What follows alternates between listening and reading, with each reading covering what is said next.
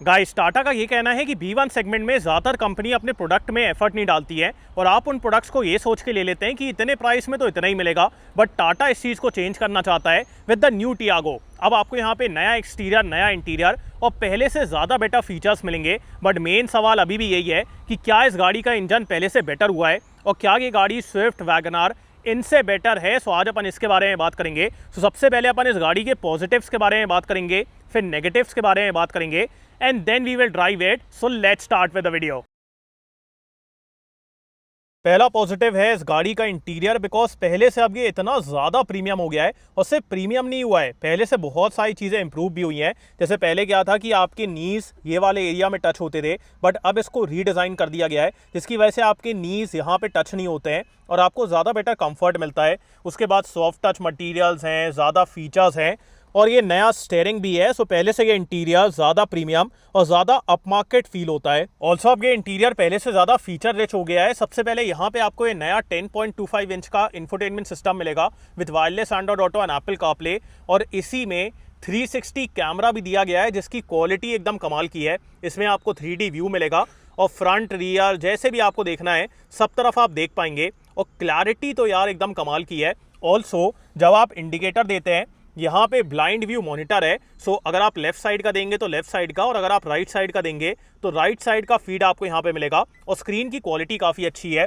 उसके बाद ये नया इंस्ट्रूमेंट क्लस्टर भी एकदम क्रिस्प और क्लीन फील होता है और इसको रीड करने में कोई दिक्कत नहीं है। उसके बाद auto headlamp, rain sensing wipers, cruise control, wireless charger, ये सब कुछ दिया गया है। और इसी के साथ साथ प्रैक्टिकलिटी का भी ध्यान रखा गया है, बिकॉज यहाँ पे आपको प्रॉपर फिजिकल बटन्स मिलेंगी। ऐसा नहीं है कि सब कुछ टच में है, सो प्रॉपर फिजिकल बटन्स हैं। सो ये अब इंटीरियर ज़्यादा फीचर रिच और प्रैक्टिकल हो गया है। अगला पॉजिटिव जो कि मेरे को लगता है कि सबसे बड़ा पॉजिटिव है, is the price of this vehicle. ये गाड़ी स्टार्ट होती है मात्र 4.69 लाख एक शोरूम से। फॉर कंपैरिजन अगर मैं स्विफ्ट के बेस मॉडल का प्राइस देखूं तो उसका प्राइस 1,10,000 रुपये इस गाड़ी के बेस मॉडल से ज़्यादा है। तो वहाँ पे मेरे को लगता है कि in terms of pricing Tata ने एकदम कमाल का प्राइस निकाला है। अगला पॉजिटिव जो कि आपको टाटा की हर गाड़ी में देखने को मिलता है, and that is safety. Tata ने इस बार टियागो की सेफ्टी और इंक्रीज कर दी है। पहले भी टियागो में सेफ्टी के मामले में कोई दिक्कत नहीं थी, बट अब जो आपको यहाँ पे स्ट्रक्चर मिल रहा है, जो इंटेग्रिटी है, वो सब पहले से ज़्यादा बेटर है। सो इस गाड़ी की सेफ्टी पहले से और ज़्यादा मजबूत हो चुकी है। अगला पॉजिटिव जो कि मेरे को लगता है कि ये काफ़ी बड़ा पॉजिटिव है for this vehicle is the option of automatic with CNG। Usually अपन क्या देखते हैं कि एक तो CNG लोअर वेरिएंट्स में अवेलेबल रहता है और उसमें आपको ऑटोमेटिक का ऑप्शन नहीं मिलता है, बट टाटा इस चीज़ में एकदम कमाल करता है, बिकॉज यहाँ पे आपको CNG भी मिलेगा और CNG में AMT का भी ऑप्शन मिलेगा। नॉर्मल पेट्रोल के साथ AMT तो है, बट अगर आपको CNG के साथ AMT चाहिए, that is also available here. सबसे पहला negative with a Tata vehicle is always fit and finish. यहाँ पे भी अगर आप देखेंगे तो ये देखिए आप कितना ज़्यादा यहाँ पे गैप है यार, मतलब ये उंगली घुस जा रही है। उसके बाद डोर्स में भी इनकंसिस्टेंट पैनल गैप है, ये आप देखिए ऊपर कम है और नीचे आके ये पूरा ऐसे बाहर की तरफ आ जाता है। सो ये पूरा ऐसे बेंट है। उसके बाद अगर आप यहाँ पे देखेंगे तो रबर अंदर है, जैसे ही यहाँ पे आएंगे तो ये रबर बाहर आ जाती है। और इंटीरियर में भी कई जगहों पे आपको फिट एंड फिनिश के इश्यूज मिलेंगे, जैसे कि अगर आप यहाँ पे देखेंगे तो ये दिक्कत है। उसके बाद जो वायरलेस चार्जर का पैड है, ये पैड पूरा हिल रहा है। सो बहुत सारे फिट एंड फिनिश के इश्यूज हैं जो कि अपन टाटा की गाड़ियों में देखते ही है। अब अगले नेगेटिव के लिए मैं टाटा को स्पेशली बोलूँगा, बिकॉज अगर ये कोई और कंपनी होती तो मैं इस चीज़ को हाईलाइट नहीं करता, बट टाटा के लिए मेरे को हाईलाइट करना बहुत ज़रूरी है, बिकॉज टाटा पूरे टाइम सेफ्टी सेफ्टी सेफ्टी बोलता है, बट ESP आपको थर्ड वेरिएंट से देता है। अगर आप इस गाड़ी का बेस या फिर बेस से एक ऊपर वाला वेरिएंट लेंगे तो वहाँ पे ESP अवेलेबल नहीं है, जो कि मेरे हिसाब से देना चाहिए, बिकॉज प्योर प्लस जो कि थर्ड वेरिएंट है वहाँ से ESP देना that is not that good. So अगर आप सेफ्टी के बारे में इतना बोल रहे हैं, फिर आपको ESP right from the base model देना चाहिए। अगला नेगेटिव है कि इस गाड़ी में आपको कहीं पे भी एडजस्टेबल हेडरेस्ट नहीं मिलते। रियर का तो चलो मेरे को समझ में आता है कि रियर में आपने नहीं दिया, बट फ्रंट में तो एडजस्टेबल हेडरेस्ट देना चाहिए था। It's also a safety feature and at the same time comfort भी वो एनहांस करता है। सो यहाँ पे आपको कहीं पे भी एडजस्टेबल हेडरेस्ट नहीं मिलते हैं, which according to me is a negative. अगला नेगेटिव है इस गाड़ी का इंजन। वैसे तो पावर डिलीवरी वगैरह ठीक है, बट जो इस इंजन की रिफाइनमेंट है, बिकॉज यहाँ पे आपको ये 1.2 लीटर का 3 सिलेंडर पेट्रोल इंजन मिलता है, ये ठीक ठाक है। जैसे ही आप गाड़ी को स्टार्ट करेंगे एक तो पूरा वाइब्रेट होता है, अभी मैं आपको दिखाऊंगा, और उसके बाद फिर जब ये चलने लगता है आफ्टर 3000 आरपीएम काफ़ी ज़्यादा वोकल हो जाता है और इससे काफ़ी ज़्यादा आवाज़ आती है। सो वहाँ पे मेरे को लगा कि इसकी रिफाइनमेंट उतनी अच्छी नहीं है। और अगर मैं इसको फॉर एग्जांपल कंपटीशन से भी कंपेयर करूं, like if I compare it to the 3 cylinder engine of Maruti Swift, तो मारुति स्विफ्ट का 3 सिलेंडर इंजन काफ़ी बेटर है, इसका उतना अच्छा नहीं है। So even compare to 3 cylinder engine ये उतना अच्छा नहीं है। और अगर मैं 4 सिलेंडर से कंपेयर करूं जो कि आपको कॉम्पिटिशन में देखने को मिलता है, फिर तो यार मामला ही ख़त्म है।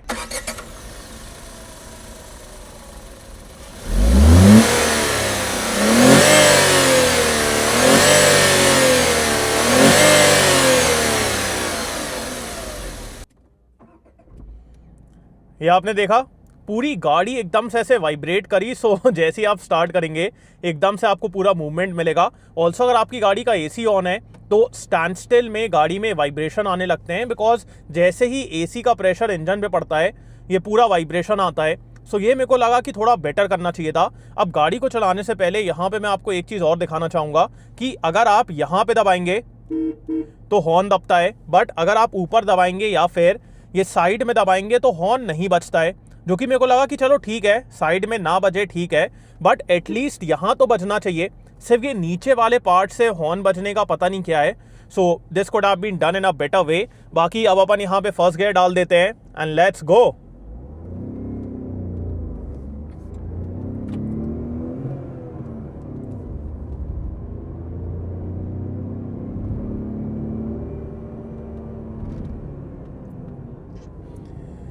Engine gets very vocal after 4000 RPM, मतलब 3000 आरपीएम के बाद आपको समझ में आने लगेगा कि इंजन काफ़ी वोकल हो रहा है, but after 4000 RPM it becomes very evident. तो रिफाइनमेंट के मामले में थोड़ी दिक्कत तो है। अंडर 3000 आरपीएम एज सच कुछ मेजर आवाज़ नहीं है, कोई हल्ला नहीं है, बट आफ्टर 3000 बहुत ही वोकल हो जाता है। सो जब आप इस गाड़ी को सिटी वगैरह में चलाएंगे तो आपको उतनी दिक्कत फील नहीं होगी, बट जब आप इसको हाईवे पे लेके जाएंगे वहाँ पे आपको फॉर श्योर ये फील होगा कि इंजन बहुत आवाज़ कर रहा है। So refinement is kind of okay, आवाज़ काफ़ी आती है, एक रम्बलिंग नॉइज़ आता है। सो वहाँ पे वो 3 cylinder character is very evident. और पावर डिलीवरी के बारे में बात की जाए, so right from the start the pickup is good, but after that एकदम से ये इंजन बॉक डाउन करता है। जैसे अगर मैं एकदम से ऐसे थ्रॉटल दूँ तो पता नहीं क्या होता है, अराउंड 2000 आरपीएम एकदम से पावर ड्रॉप होती है और फिर एकदम से पावर वापस आती है। सो वो मेरे को थोड़ा वियर्ड लगा कि पावर तो कंटिन्यूस होना चाहिए, इनिशियल में अच्छी है, उसके बाद 2000 आरपीएम के पास एकदम से बॉक डाउन करेगी और फिर एकदम से पावर आएगी। सो that is a little weird for me. बाकी ठीक है, power delivery is okay, pickup के मामले में दिक्कत नहीं है, इंजन अच्छे से रेव करता है and also the tractability is good. जैसे अगर मैं यहाँ पे थर्ड गियर डाल दूं और अगर मैं एकदम स्लो डाउन हो जाऊं, जैसे ही मैं वापस थ्रॉटल दूंगा मेरे को डिसेंटली पावर मिलने वाली है। देखिए चल लेता है, मतलब ऐसा नहीं है कि एकदम से बंद हो जाएगा। So even if you are at a higher gear एकदम से डाउन शिफ्ट करने की ज़रूरत नहीं है, गाड़ी मैनेज कर लेती है, कंट्रोल कर लेती है। So tractability is good. Also engine decently rev करता है, बहुत ज़्यादा अग्रेसिवली रेव नहीं करता है, बिकॉज वो हल्का सा मतलब रेजिस्टेंस आपको फील होगा। So that is there. बाकी ठीक है, for normal use it's kind of okay, city वगैरह में ज़्यादा दिक्कत नहीं है, बट जब आप इसको हाईवे पे लेके जाएंगे तो वहाँ पे आपको फॉर श्योर रिफाइनमेंट की कमी फील होने वाली है और जिस तरीके से इंजन पावर देता है वो आपको लगेगा कि could have been slightly better. So वो एक चीज़ है। बाकी साउंड आपको आ रहा होगा, वो मैंने आपको बता दिया है। अब अपन आते हैं इस गाड़ी के गियरबॉक्स की तरफ। सबसे पहले the clutch is very light and also the calibration is very good here. So इससे आपको बिल्कुल भी दिक्कत नहीं होगी। The bite point, calibration, all of that is good. और अगर मैं गियरबॉक्स के बारे में बात करूँ, बढ़िया शिफ्टिंग है यार। मतलब कभी कभी हल्का सा, मतलब जैसे कभी कभी जैसे आप थर्ड से फोर्थ डालेंगे तो आपको ऐसा लगेगा कि हल्का सा अटक रहा है, बट वो अटकता नहीं है। पता नहीं ये टाटा की गाड़ियों में क्या रहता है कि जब भी आप गियर चेंज करते हैं ऐसा लगता है कि वो अटक रहा है, बट जैसे ही आप क्लच छोड़ेंगे गाड़ी चलने लगती है। सो that is with the Tata vehicles. बाकी ठीक है, गियर बॉक्स के मामले में कोई दिक्कत नहीं है। और अगर आपको ऑटोमेटिक चाहिए दैट ऑल्सो वी हैव, और वो आपको CNG में भी मिलेगा और यहाँ पे भी मिलेगा। सो दोनों जगह आपको ऑटोमेटिक का ऑप्शन मिलता है, which is very good. And with the automatic आपको पैडल शिफ्टर्स भी मिलेंगे। सो अगर आपको पैडल शिफ्टर्स का मज़ा लेना है वो भी आप ले सकते हैं। अब यहाँ पे अपने पास थोड़ा सा रफ पैच है, यहाँ पे आप गाड़ी के NVH लेवल्स को सुनिए।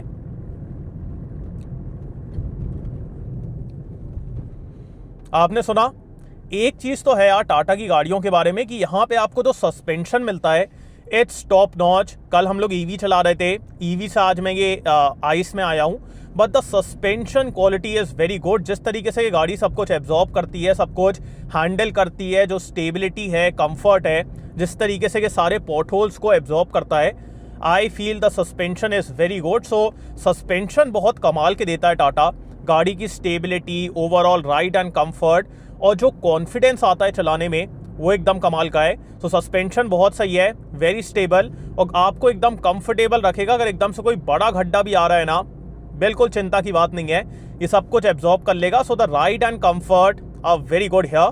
बस एनवीएच लेवल्स पे काम करना चाहिए। Also coming towards the NVH level, so जब आप कोई रफ रोड पे गाड़ी को चलाएंगे तो वहाँ पे एज सच कुछ मेजर आवाज़ नहीं आती है, रोड वगैरह की उतनी आवाज़ नहीं है। मेन आवाज़ आपको ये इंजन की ही आने वाली है। सो engine is the main culprit है, उसी की आवाज़ आपको बार बार सुनने को मिलेगी। बाकी तो एज सच कुछ बाहर की आवाज़ या फिर रोड नॉइज़, विंड नॉइज़, ये सब सुनने को नहीं मिलता है। अपन आते हैं इस गाड़ी के विजिबिलिटी की तरफ। So visibility all around is very good. IRVM से, ORVM से, फ्रंट में, पीछे की तरफ कहीं पे भी आपको देखने के मामले में कोई दिक्कत नहीं होगी। And also the panels are straight of this vehicle, जिसकी वजह से जैसे अगर आप कहीं पे पार्किंग वगैरह कर रहे हैं एकदम आराम से कर लेंगे। ज़्यादा कुछ मतलब बहुत ज़्यादा जज करने की ज़रूरत नहीं है कि क्या मेरी गाड़ी यहाँ से निकलेगी कि नहीं निकलेगी, वो वाला एज मेरे को दिख रहा है कि नहीं, वो सब की यहाँ पे दिक्कत नहीं है। So the visibility is very good, उसमें कोई दिक्कत वाली बात नहीं है। एंड अब एक काम करते हैं, यहाँ पे एक ब्रेकिंग टेस्ट करके देखते हैं।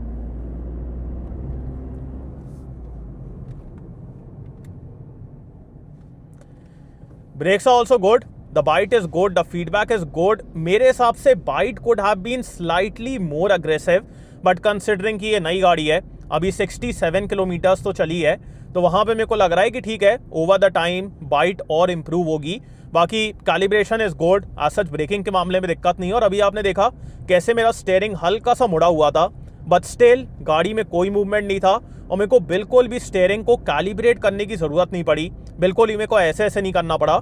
सो देयर द स्टेबिलिटी और जो मैं आपको बता रहा हूँ द राइड एंड कंफर्ट और जो आपको यहाँ पे कॉन्फिडेंस आता है वो एकदम कमाल का है। सो ब्रेकिंग के मामले में कोई दिक्कत नहीं है। एंड अपन यहाँ पे एक यू टर्न लेके देखते हैं। ऑल्सो ये बहुत ही बड़ा स्पीड ब्रेकर था, बट ग्राउंड क्लियरेंस वगैरह के मामले में दिक्कत नहीं है, गाड़ी एकदम आराम से मुड़े आती है। So that's good. ऑल्सो जब आप इंडिकेटर देंगे यहाँ पे ये आता है। अब मेरे हिसाब से इसको आप तभी यूज़ करें जब आपको गूगल मैप को यूज़ नहीं करना है, बिकॉज जैसे ही आप सिग्नल देंगे गूगल मैप यहाँ से हटे आएगा। सो अगर गूगल मैप यूज़ करना है इसको ऑफ कर दो, और जब गूगल मैप को यूज़ नहीं करना है तब आप इसको ऑन रखें। सो सिटी वगैरह में काम का है, बाकी हाईवे पे इसको बंद कर देना, बिकॉज जब आप सिर्फ लेन चेंज का भी देते हो तो भी ये आता है। सो वो एक दिक्कत वाली बात है। इसको यहाँ आना चाहिए तो ज़्यादा बेटर रहता, बट यहाँ पे वो स्क्रीन नहीं है तो नहीं आ सकता है, वो एक बात है।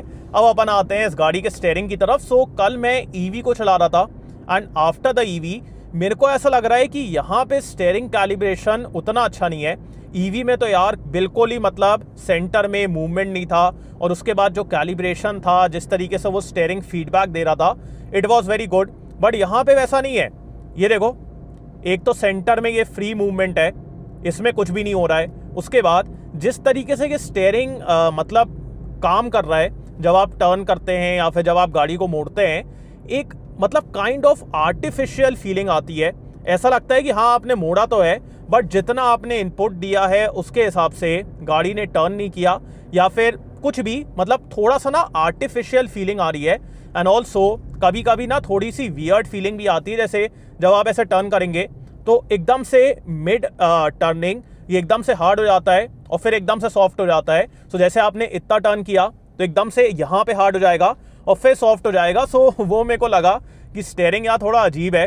द कैलिब्रेशन और जो ये सेंटर का मूवमेंट है और उसके बाद द ओवरऑल फीडबैक, इसको बेटर करना चाहिए। बाकी ये डिसेंटली वे अप हो जाता है। सो हाई स्पीड में आपको एज सच मतलब कॉन्फिडेंस के मामले में दिक्कत नहीं होगी। बस यही है कि थोड़ा सा बेटर होना चाहिए, बिकॉज ईवी में ये बहुत अच्छा है। टियागो ईवी का स्टीयरिंग यार एकदम कमाल का है। सो दैट इज़ वेरी गुड। यहाँ पे इट्स काइंड ऑफ ओके, उतना अच्छा मेरे को नहीं लगा। बाकी रिटर्न वगैरह आ जाता है, एज सच कुछ दिक्कत नहीं है, नॉर्मली आप यूज़ करेंगे सो नॉट अ प्रॉब्लम। और जब आप सिटी में चलाएंगे तो एकदम हल्का है, आराम से आप इसको टर्न वगैरह कर लेंगे। बस यही है कि थोड़ा सा इनकंसिस्टेंट, आर्टिफिशियल ऐसा फील होता है। अब अपन आते हैं इस गाड़ी के माइलेज की तरफ। सो अभी तक मैंने इसको डिसेंटली चलाया है, बट मेरे हिसाब से if you are going with the manual आपको सिटी में 12-13 किलोमीटर पर litre and on the highway 15-16 kilometre पर लीटर इतना ही माइलेज मिलेगा। बहुत आराम से चलाओगे तो और बेटर भी निकाल सकते हो। जैसे कई लोग 20 किलोमीटर पर लीटर, 21 किलोमीटर पर लीटर इतना भी निकाल लेते हैं, but depends on your driving. बहुत ही आराम से चला रहे हो, एकदम 60 की स्पीड में क्रूज कंट्रोल लगा लोगे तो फिर उतना मिल जाएगा। बट अगर आप मेरे जैसे चलाओगे थोड़ा अग्रेसिवली 100 पे क्रूज कंट्रोल, तो फिर आपको 15-16 on the highway and 12-13 in the city इतना माइलेज मिलेगा। And if you are going with the AMT तो 1 से 2 किलोमीटर पर लीटर कम कर लेना। वैसे तो आजकल कंपनीज बोलती हैं कि AMT में आपको और बेटर माइलेज मिलता है, बट मेरे हिसाब से 1 से 2 किलोमीटर पर लीटर वहाँ पे और कम कर लेना। बाकी माइलेज ठीक है, आज सच को दिक्कत नहीं है। बस यही मेरे को लगा कि जो एक तो ये इंजन की कांस्टेंट आवाज़ है इस पे काम करना चाहिए था, और उसके बाद जो ये स्टीयरिंग का थोड़ा सा वियर्ड मूवमेंट है इस पे काम करना चाहिए था। ये दो चीज़ों की वजह से ना इस गाड़ी को चलाने में थोड़ा सा वियर्ड फील हो रहा है। बाकी the way the vehicle performs, जो राइड है, हैंडलिंग है, उसके बाद जो AC की परफॉर्मेंस है, all of that is amazing. So उसमें कोई दिक्कत वाली बात नहीं है और गाड़ी मज़ेदार है। बाकी अब बात करते हैं वर्डिक्ट के बारे में। तो गाइस अपन ने इस गाड़ी को ड्राइव कर लिया है, अब अपन को इसके पॉजिटिव्स भी पता है और नेगेटिव्स भी पता है। मेरे हिसाब से दो सबसे बड़े नेगेटिव इस गाड़ी के ये हैं कि इंजन उतना रिफाइंड नहीं है, and secondly fit and finish उतनी अच्छी नहीं है। बट दो बहुत बड़े पॉजिटिव जो कि आपको इस गाड़ी के साथ मिलते हैं और आपको कॉम्पिटिशन में देखने को नहीं मिलते हैं, is the price and the safety. एक तो आपको यहाँ पे सेफ्टी एकदम टॉप नॉच मिलती है। Secondly if I compare it to Swift तो इस गाड़ी का स्टार्टिंग प्राइस 1,10,000 रुपये कम है। तो वहाँ पे मेरे को लगता है कि टाटा ने एकदम कमाल का काम किया है। सो अगर आप एक ऐसी गाड़ी लेने का प्लान कर रहे हैं जिसमें आपको एकदम रिफाइंड इंजन चाहिए, फिर मैं कहूँगा आपको स्विफ्ट या फिर वैगनआर के साथ जाना चाहिए, बिकॉज वहाँ पे ज़्यादा रिफाइनमेंट है। बट अगर आप इंजन रिफाइनमेंट पे थोड़ा सा कॉम्प्रोमाइज़ कर सकते हैं और आपको ज़्यादा बेटर सेफ्टी, ज़्यादा प्रीमियम इंटीरियर और ज़्यादा वैल्यू फॉर मनी प्रोडक्ट चाहिए, फिर मैं कहूँगा आपको इसके साथ जाना चाहिए। बिकॉज एक तो आपको यहाँ पे ज़्यादा फीचर्स मिल रहे हैं, ज़्यादा प्रीमियमनेस है इंजन में, येस हल्की सी कम रिफाइनमेंट है, बट उसके अलावा जो सेफ्टी है, जो प्राइस है, वो एकदम कमाल का है। सो आपको न्यू टियागो कैसी लगी मेरे कमेंट से बताएं। So thanks for watching guys, hope you like this video. इसको लाइक कर देना, सब्सक्राइब करना, बेल आइकन दबा देना एंड कमेंट डाउन बिलो आपको कैसा लगा इन नेक्स्ट वीडियो। बाय।